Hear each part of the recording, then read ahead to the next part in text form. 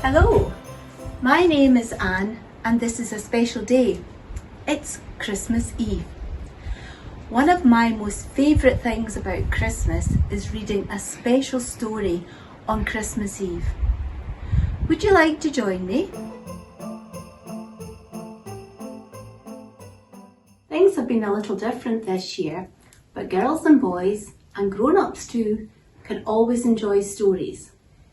This story is going to help us wait for Santa on Christmas Day. Some friends are going to share telling the story with me, and it's called The Night Before Christmas. Before I start though, I need to check, are you ready? Have you got your stockings out? And very importantly, have you left some milk and mincemeat pies for Santa and a carrot for the reindeer? Now if you're sitting comfortably, we'll get on with the story. 'Twas the night before Christmas when all through the house not a creature was stirring, not even a mouse.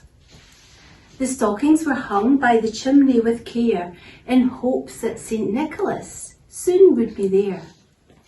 The children were nestled all snug in their beds while visions of sugar plums danced in their heads.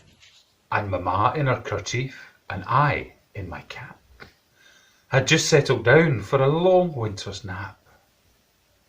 When out on the lawn there arose such a clatter, I sprang from my bed to see what was the matter. Away to the window I flew like a flash, tore open the shutters and threw up the sash.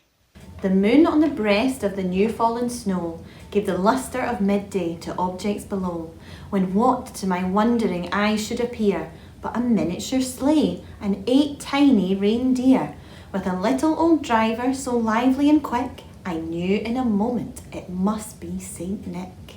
More rapid than eagles his coursers they came, and he whistled and shouted and called them by name. Now Dasher, now Dancer, now Prancer and Vixen, on Comet, on Cupid, on Donner and Blitzen. To the top of the porch, to the top of the wall, now dash away, dash away, dash away all.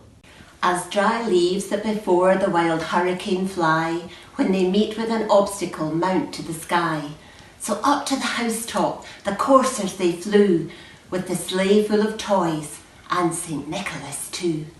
And then in a twinkling I heard on the roof the prancing and pawing of each little hoof. As I drew in my head and was turning around, down the chimney St. Nicholas came with a bound. He was dressed all in fur from his head to his foot, and his clothes were all tarnished with ashes and soot.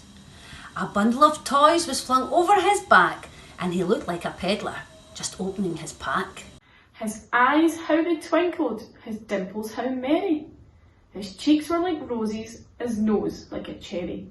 His droll little mouth was drawn up like a bow, and the beard of his chin was as white as the snow.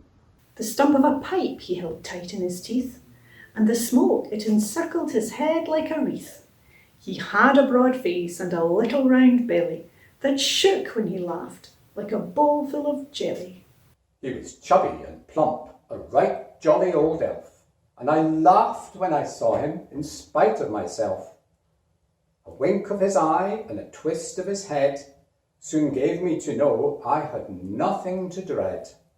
He spoke not a word, but went straight to his work, and filled all the stockings, then turned with a jerk, and laying a finger aside of his nose, and giving a nod, up the chimney he rose. He sprang to his sleigh, to his team gave a whistle, and away they all flew, like the down of a thistle. But I heard him exclaim, ere he drew out of sight, Happy Christmas to all! And to all a good night.